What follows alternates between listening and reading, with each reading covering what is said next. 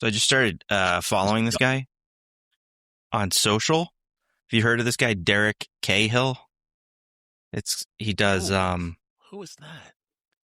I think his segments are called Fuck This House. Yeah, I know Derek. He reminds me of you because he looks like you. I think I've sent you some of his stuff before, haven't I? He's a stand-up comedian. I had no idea he was a stand-up comedian, but he's pretty funny, especially when he's working on his house. Yeah. Yeah, he reminds me of you a lot because I think All right. you guys have like same facial features. All right. I don't know. And you're both DIYers. I mean, he's good-looking funnier than you DIYers. are.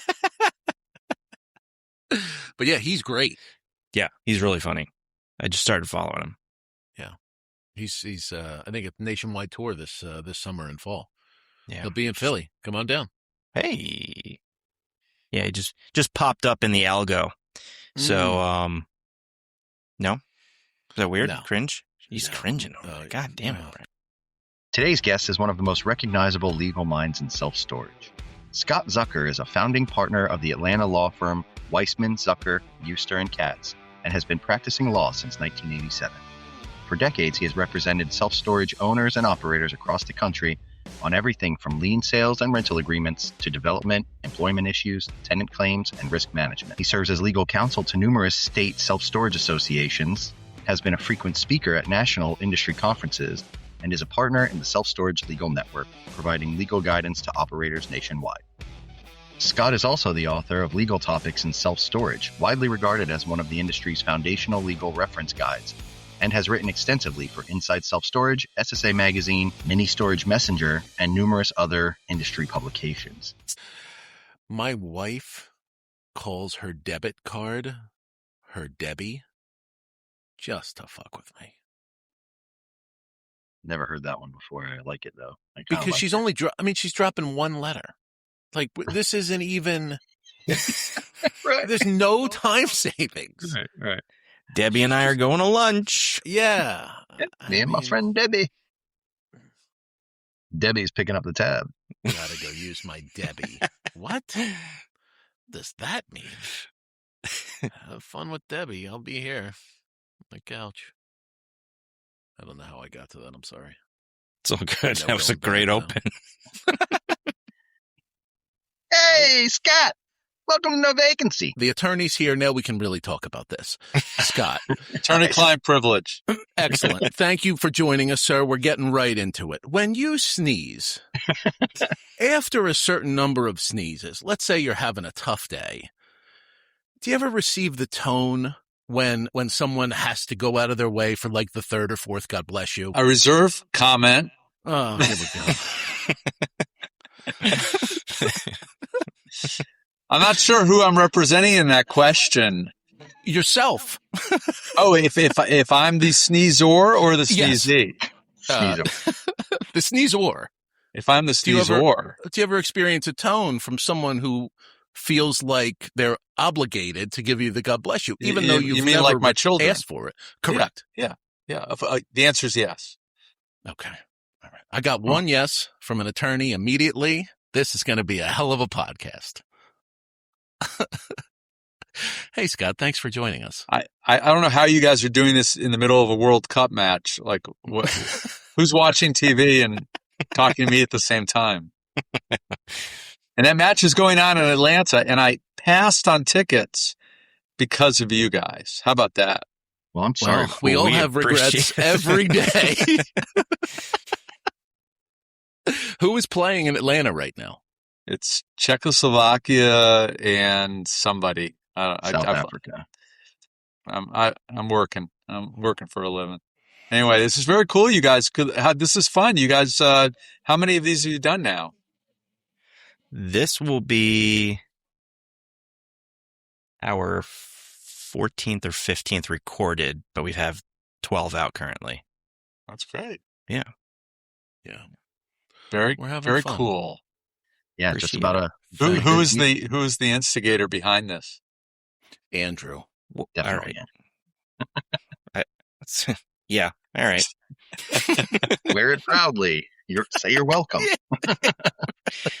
It's been a lot of fun. We've talked to some really interesting people, and I think June of last year was our first one. So we've been on about a once a month cadence, and here we are, whole year in, having a good time. Awesome. Well, Yeah. well, I'm honored. It's our pleasure to have you. Thanks for making the time, Scott. So we want to get right into it. I was listening to your TED Talk from a number of years ago. Oh, wow. And you mentioned your folks, and you gave a brief story that I'd like you to dive a little more into about how they met and their origin story. And I really want to know how your dad, Stanley, how smooth of a cat is that guy for getting your mom to marry him within 2 weeks 10 days. time? 10 days. How did that happen? Well, I love to tell the story, and if you're really intrigued by that story, you will love my novel. So, I've written 3 novels. So this last novel that's called Battle for Life was my dad's. I mean, it's inspired on it's not nonfiction. It's fiction, but it's based upon my dad's life, and I include this story subtly in the novel because I love the story. So my dad had just gotten discharged from after World War II, after being sent to recover after this kamikaze attack in the Pacific. He literally said he had shell shock, but he came back to stay with his parents in Brooklyn, in the apartment building in Brooklyn, after the war. And my mother was visiting her grandparents who lived in the same apartment building in Brooklyn. And he literally met her on the stairwell, and 10 days later they were married. And he actually had a date scheduled for the date they got married, which I think, they're talking about a smooth move. I mean, the guy had a backup plan. Yeah, backup plan for mom. I gotta admire. And they were married until my mom passed. They were married 44 years. Wow. So it's a love story, and it's so nice of you to bring that up. Now you're getting me all emotional for this podcast. Jeez. Yeah, that's Nailed it, what we Chris. try to do. Thank you. So You want to talk about my kids and my grandchildren now? no, we'll get to that if Okay. things slow a little. But so speaking of emotions, and you got to me a little bit too during that TED Talk, because you were talking about your folks and that they left you too soon.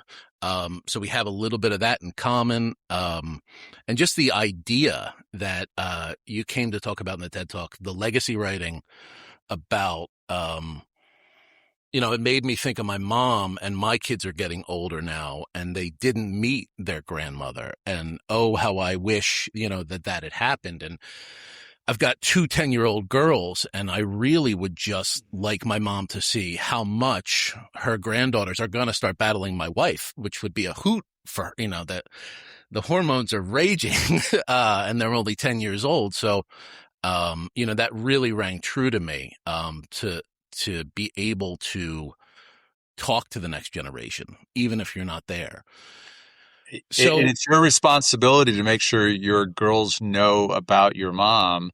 I think everyone's life has a story and a value. I mean, life's short. I mean, we all know people that aren't here anymore that, sometimes you go to their funerals and you learn about things about their life that you didn't know while they were alive. And it's like so sad to hear it at the end.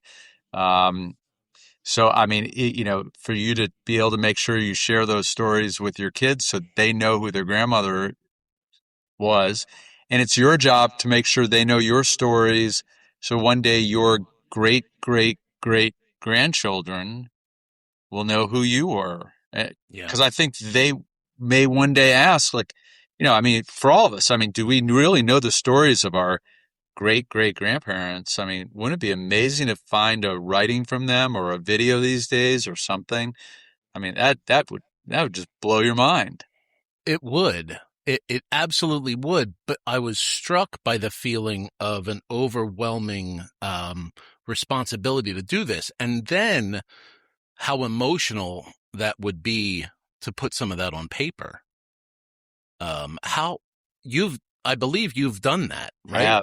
I have. Yeah. How emotional is that, or does that continue to be, or was that at the time? It continues to be. I mean, I write, my topics are based upon the number of decades. So I started with 40 things about turning 40, and 50 things about turning 50, 60 things about turning 60, and onward and onward. So I do write them and continue to write them and find emotion in that writing, as you should, because these are emotional topics. If you caught from what I said in the TED Talk, but there are things I talk about in terms of issues that all of us, you would think that our kids or friends or family would be interested in knowing our perspective on issues like work and integrity and relationship with God, if any. I mean, just just lay it out there. And don't feel as if it's selfish or egotistic to talk about, because one day they're going to be curious and you'll have given them a gift by giving an answer. Yeah. Yeah. It's beautiful. I mean, it's just beautiful. And I hope at some point we get to see that in a book. I'm sure it's very private, but, maybe you could curb that a little bit and release it to the masses like the other 3 fiction books. Well, thank you. But it was lovely. So thank you for that. And you got me all misty-eyed. Well, thanks for watching the TED Talk. It was a very meaningful and pivotal experience to participate in a TED program. The people that get to do it are very fortunate, and hopefully they have an impact on the people that listen to it. Yeah.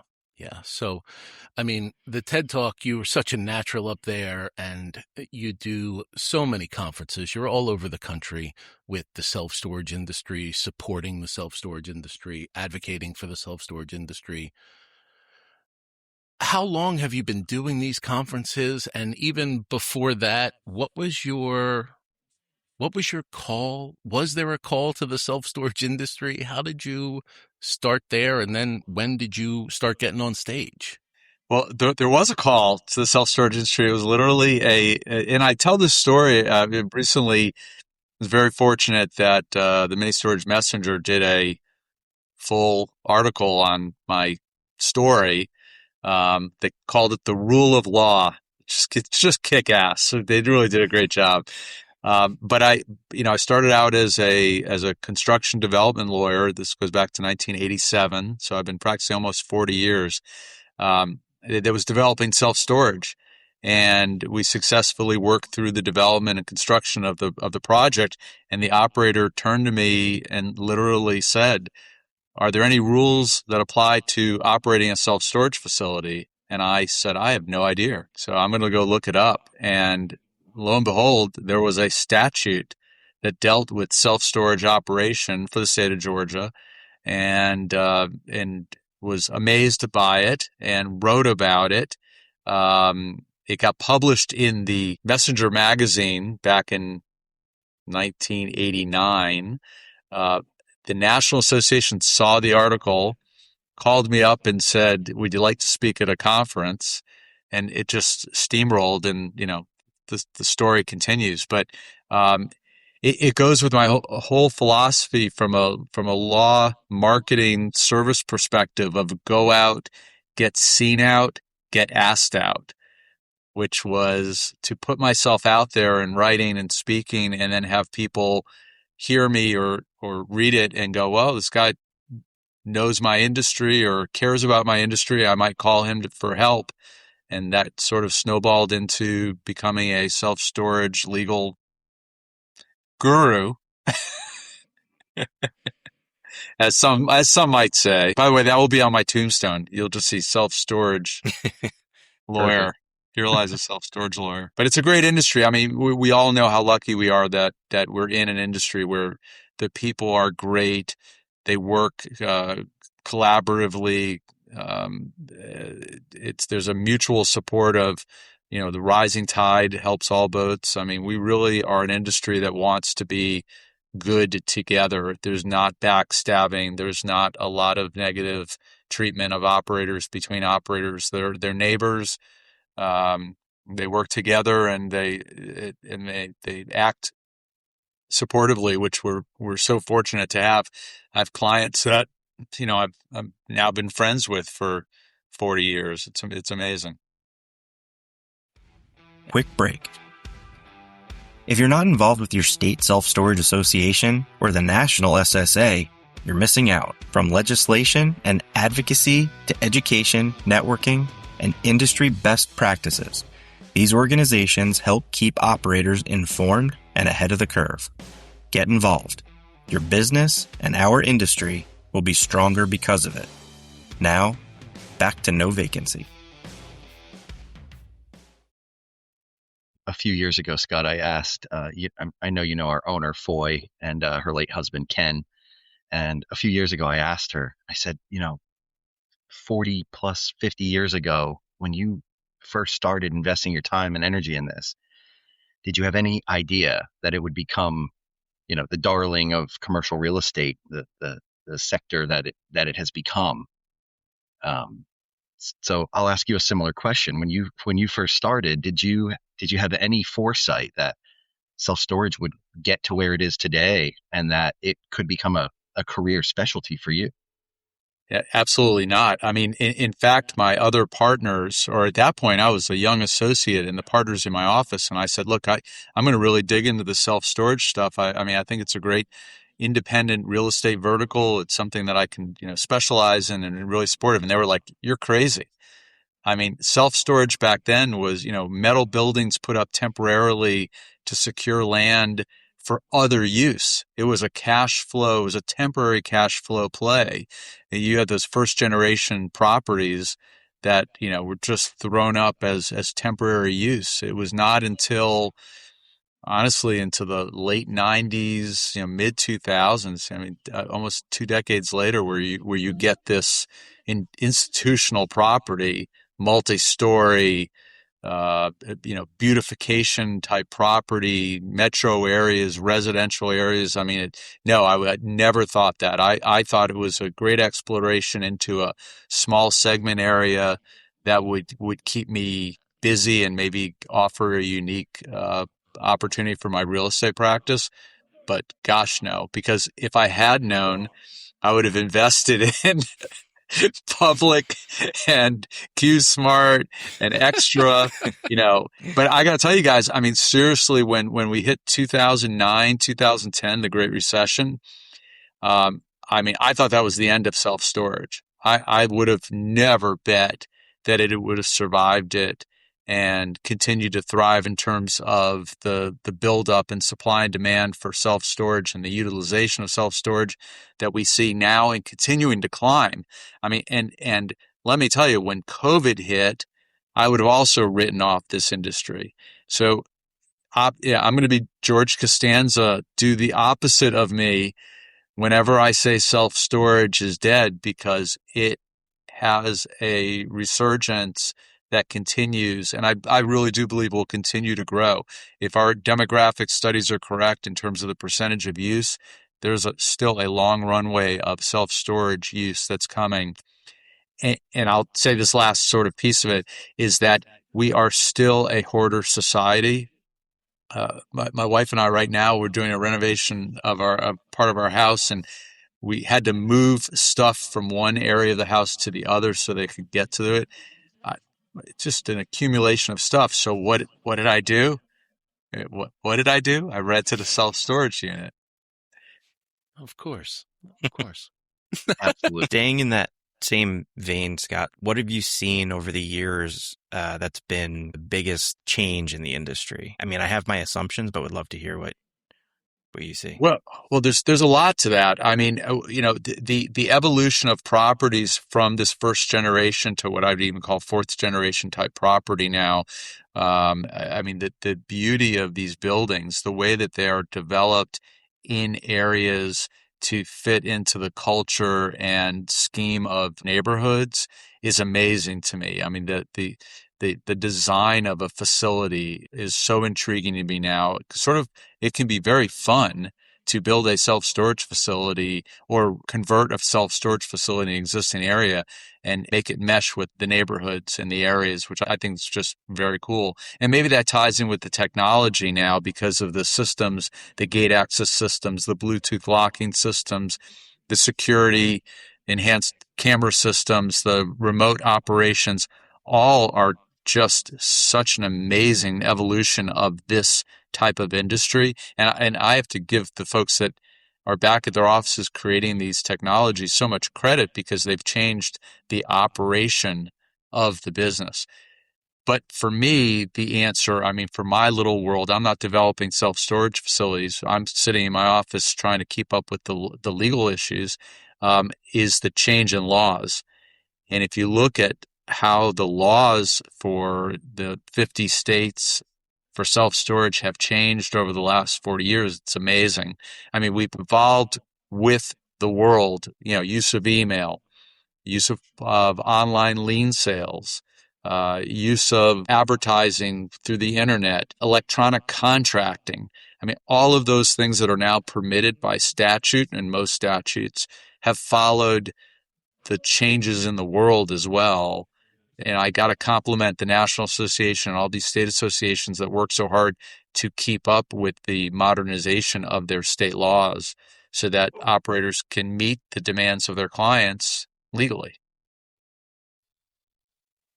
I think I could speak for my friends here when I say that, for the last decade plus that we've been listening to you give updates at all of the conferences, and honestly, even the states that we have no affiliation with, it doesn't, I don't need to hear about Michigan, but I always think it's just so interesting when you give the legal update for the industry and you tell us about some of the pending legislation in other states. It gives us some foresight to know what we may need to expect down the road, things that we can kind of proactively prevent for, which is great, but just always interesting to hear some of the wild things that you see. And we appreciate how much you share it with the industry and make it entertaining, right? It's always fun. It is. Well, a law can be kind of boring, but we try to make it interesting. I mean, some of the cases that have come out over the years have been crazy. But again, it's good education for folks at the national conferences, at the state meetings, to hear these stories, to learn from them, and make sure they don't make the same mistakes. So my philosophy has always been about trying to educate operators to avoid the risk of having their own problems at their facilities. Yeah, well, that's where we learn all our best lessons, from somebody's mistake, whether it be ours or someone else's. So in that same vein, without, keep the innocent, strangest tenant dispute that you've heard of that you can share with us, tenant versus self-storage company. Tenant versus self-storage. Oh my gosh. They all go to the misplaced behavior of the tenant, believing that that when something goes bad, it's the operator's fault, even though it's the tenant that caused the problem. And I can think of, honestly, one case where a tenant, this is a terrible story, it isn't. Come on. Cooking meth. Seriously, cooking meth, caused a fire. Their unit was burned, as well as adjacent units, but their unit was burned. Their property was burned. And they sued the facility. This is pro se world. So, the courts have really opened themselves up to the opportunity for tenants, as individuals, to bring their own actions. Literally, the world of Judge Judy and pro se small claim representation is a phenomenon. And I'm going to segue, and I'll come back to the story, but the evolution of AI to support individual legal rights and claims is just beginning to haunt us in the legal industry. And I'll come back to that. But if you ever see a complaint drafted by AI against a self-storage operator, it'll be a minimum of 100 pages, a complaint. Whereas in the old days, it would be a handwritten one-page statement of claim. Now it is an adventure into the odyssey if a plaintiff brings, an individual tenant brings a claim. Anyway, this person was cooking meth, started a fire, burnt their unit. They sued the facility for negligence, claiming that the facility was somehow liable for not building, I can't make this up, not building a fireproof self-storage facility as compared to what was argued to be using fire-resistant materials, that it was not fireproof. Man, this story's great. You have to take a quick break, but we'll get right back to it. The legal side of self-storage has changed dramatically over the years, from lien laws and auctions to tenant protections and compliance. If you have legal questions or want trusted guidance, reach out to Scott and the team at Weissman, Zucker, Euster & Katz. Experienced counsel for an industry that's always evolving. Now, back to the show. So the somewhere they had claimed that there was a representation that the building was fireproof, and therefore they rented upon the improper misrepresentation that the building was fireproof, which probably is why they were cooking meth in the space, and then caused the fire and sued the facility claiming misrepresentation and negligence for the loss of their goods. I will tell you that case lasted longer than it should have, but ended abruptly one morning when the judge heard the story and said, not so nicely, get the hell out of my court. This case is dismissed. But first I thought he was talking to me, but I was glad to know that it wasn't. Right. Not again. Not again. Was there ever an unexpected court outcome where things went awry, where you did not expect to hear the judge's decision the way it went, and what happened there? Well, in the more formal courts where it requires full briefing and clarification to the court about the independent roles of the tenant and the landlord, we've seen some odd decisions, but not crazy against operators that may have had some liability associated with a loss or damage type of claim. It is in self-storage small claims that we've seen judges who are sympathetic to the tenants as plaintiffs and notwithstanding the law say, you know what, you guys might be right, but I'm going to give these people money anyway because you're a business and I know you have money or insurance and I'm going to give them money. And it becomes an issue of the cost-benefit analysis of appealing those decisions as to whether just to pay those judgments. So we've seen definitely, I never tell an operator when I go into court that you're always going to win, even if you have the best rental agreement ever. It might even be the rental agreement I wrote, and you cannot guarantee the win because you just may have a judge that says, you know what, I'm just going to be a nice guy today and enter an order for the tenant, for the operator to pay them some money. Scott, has there been a court case that you can remember that's been kind of the biggest lesson for you, where you came out of it just...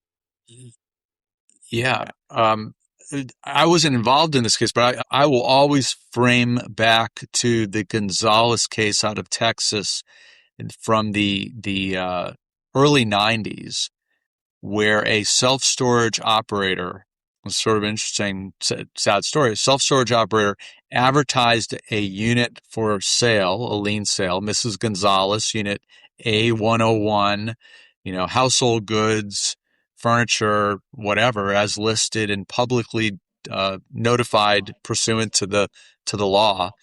And a person showed up, said, "Oh, I'm Mrs. Gonzalez. I saw my unit's up for sale. I'm going to pay you and I'm going to take my property out." And the manager said, "Okay, Mrs. Gonzalez, you're in unit 101 as advertised. We've already cut the lock because we had to do the inventory for it. So it's our lock. We'll take our lock off. Here, get your stuff out. Thanks for the money. $500, have your stuff." And that lady came, packed up the stuff and left. The next day, the real Mrs. Gonzalez came in to collect her property.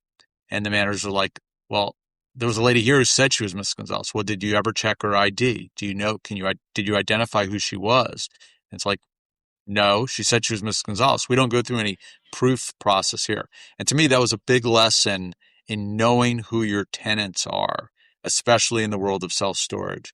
So we went through years where, you'd have the little camera on the desk taking a picture of the tenant, or you definitely would take a photocopy of the driver's license so you'd have a physical description and a picture of your tenant. And it was really important to me as a sort of lessons learned. Know who your tenants are, so you can always feel comfortable that you're dealing with the tenant, especially in a lien situation. Unfortunately, with mobile applications and online contracting, we've moved away from that.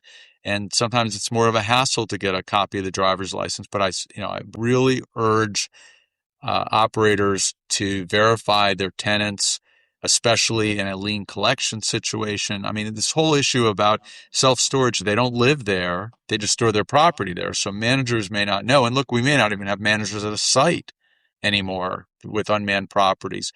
But the underlying responsibility of knowing who your tenants are, especially when there's an effort to reclaim property, is still key and a memory from that case.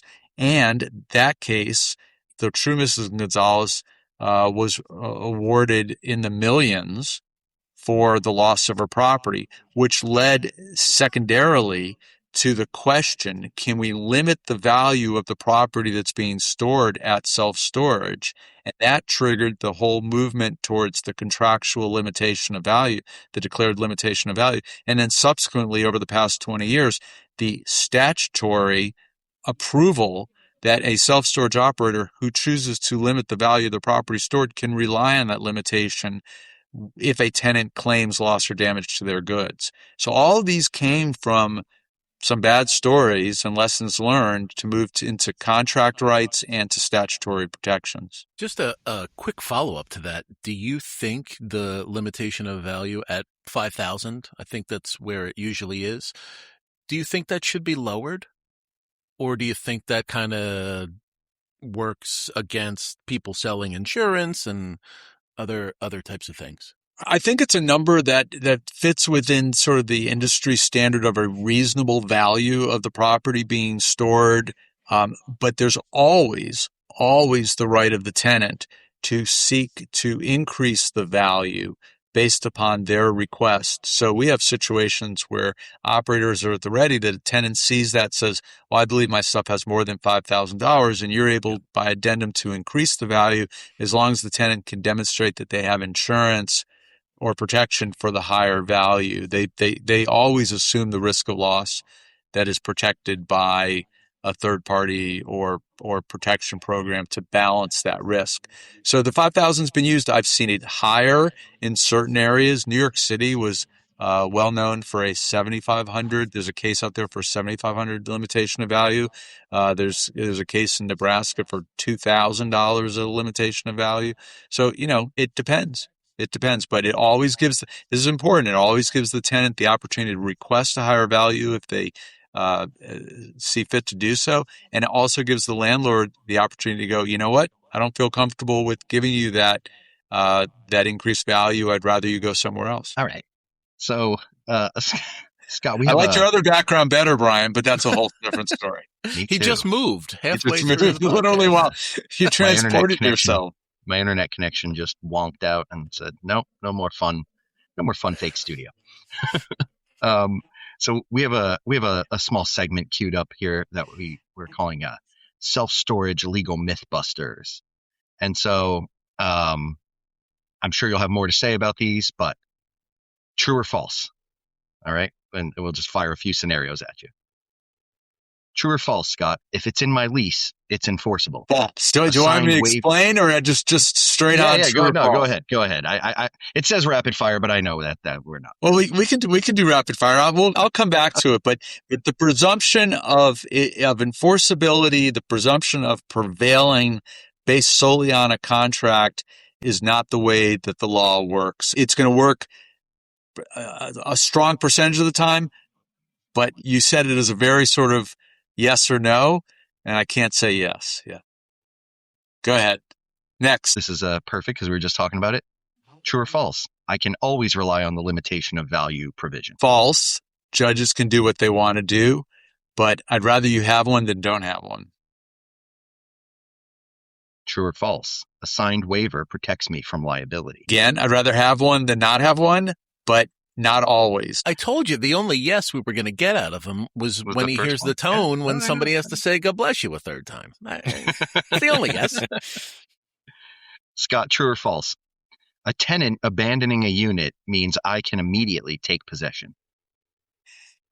If the abandonment's in writing, a verbal abandonment, so-called I don't care about my stuff anymore, or what I like to call to the tenant, to the landlord, go to hell comment, is not a abandonment. An abandonment must be in writing.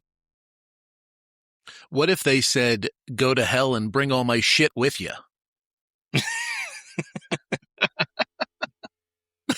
Well, I know that's going to be blanked out by FCC rules, but still no. All right. Now, wait, I want to caveat that. This is interesting because we've had this come up. If they call the call center, and the call center is a recorded call as approved by both parties, as you know, this call will be monitored for best service provided, and they provide that abandonment in a recorded call, I would feel comfortable with that. Last one. True or false? Electronic leases create more legal risk than paper leases. This is so unfair. I'm an old school guy. Do I love the fact that in the old days, the tenant stood in front of the manager at the desk and signed a lease with a pen, and we had the original signature, and the tenant knew the manager and the manager knew the tenant, and you had your yellow and white and pink copies and everything was beautiful. Yeah, I like that.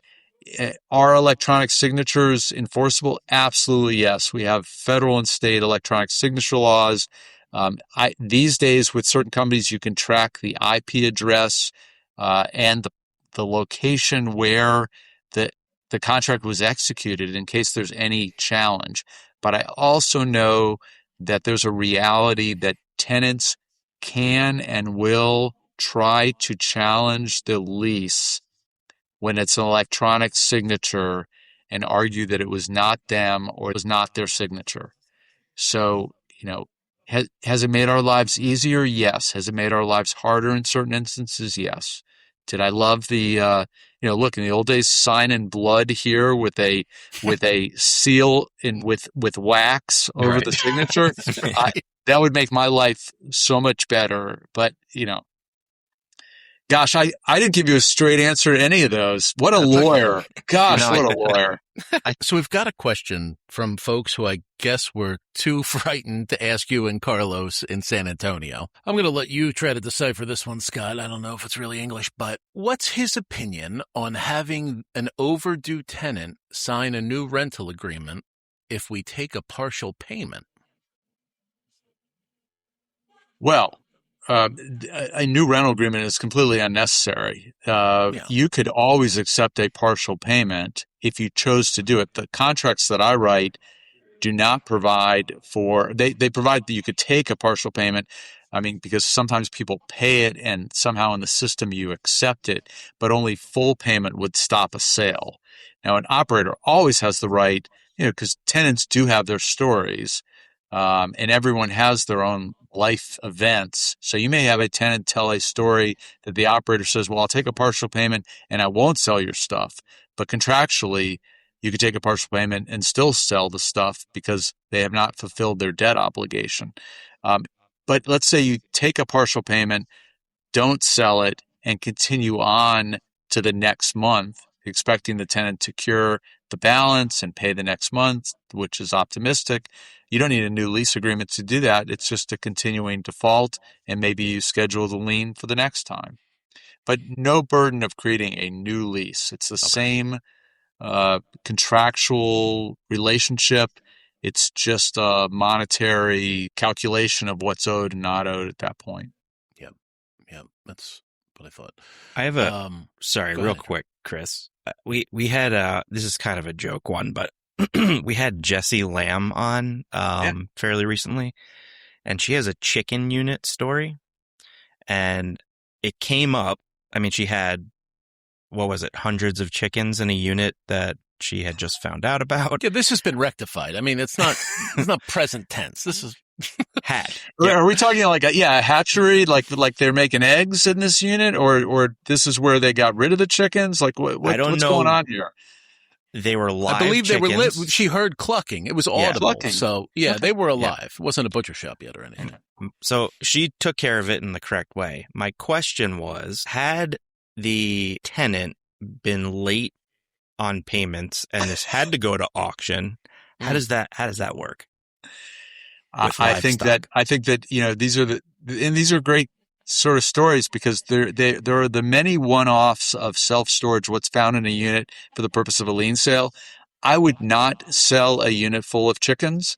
I would contact probably the Department of Agriculture to handle the proper way of turning over live chickens for proper management by the Department of Agriculture. Same way that if I opened up a unit and found a significant amount of pharmaceuticals, you can't sell the drugs. You would contact the DEA and they would help you properly dispose of it. You may contact the pharmaceutical company and they could reclaim the property and properly dispose of it. Same is true with alcohol. Same is true with guns. I mean, there's certain things you're not going to sell. You open a meth lab, you're not going to start taking over business. I mean, there's a certain amount of things you just aren't going to sell. And you're going to have to red flag those and handle those uniquely and separately. Well, you heard it here first. You guys want to go right to the lightning round? Sure. All right. Okay, Scott, here we go. We know you're a dog lover. Favorite breed of dog? Labradoodle. Wow, very nice. Very nice. How many do you have? We had two. After 14 and a half years, we just lost our little Fenway. Since I'm from Massachusetts, we named after Fenway Park. 14 and a half years, she had a very good run. And all that's left to us now, since my wife's from Houston, is our dog Astro. Oh, I'm very sorry for your loss. Great name. Great names. Great names. All right. So you're from New England. You've lived in St. Louis, D.C., Atlanta. Your wife is from Houston. What's your favorite American city to visit? Boston. It's a great city. Yeah, totally agree. What's your favorite morning beverage of choice? Coffee. Anything in that? Little cream. Coffee, a little cream. That's a favorite. That's a necessary beverage in the morning. Doesn't even matter if you like it. Just have to have it. Yeah. If you were expecting me to say vodka, that would have been a whole different conversation. We're not interviewing Carlos here today. We're interviewing Scott. Come on. What was your first concert and most recent concert you attended? Holy cow. Well, we're about to see our most recent one. We're 2 weeks away from seeing Paul Simon in Atlanta. Nice. I'm an old school music guy. This is actually a claim to fame. I sang backup with Barry Manilow in 1983. My choir from college, he was doing the One Voice tour, and I was with my college choir, and we sang backup to Barry Manilow, who's still my favorite artist ever. My first concert, however, was Chicago. Excellent. Awesome. Were they known as Chicago back then or the Chicago Transit Authority? I think Chicago Transit Authority. Great trivia question. Great. Thank you. Yes. What's most recent concert? I want to say Elmo Live. But I might be too embarrassed to admit to that one. Well, the last concert was the SSA concert with Hootie. Yeah. Darius. Yeah. Sure. Yeah. Nice. Any favorite Paul Simon song that you're hoping that he sings? Bridge Over Troubled Water. Yeah. I think you got a pretty good shot at that one, Scott. I hope so. You really dropped that Barry Manilow bomb, and I can't let it go. So, college, Washington University, St. Louis. Washington University, yeah. Okay, so you're in the choir. Yeah. What's your favorite song to sing in the car by yourself? Oh, by myself, jeez. it's going to be a Manilow song. I mean, it's either a Manilow song or a Frank Sinatra song, but the Sinatra songs go back to my dad, who used to sing Sinatra songs all day. I mean, obviously my favorite Sinatra is My Way. That comes on the radio. I sing it.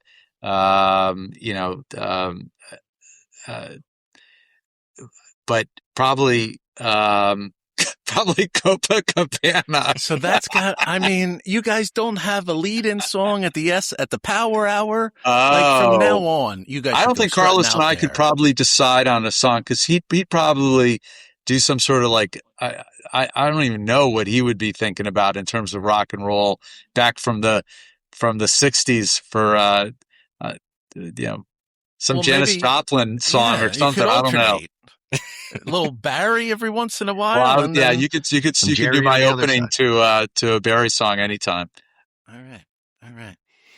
This has been really fun. Thank you, Scott, so much for your time. Thanks, Scott. See you soon. Thanks, Scott. Thanks very much, man. Have a great summer. Bye. Bye.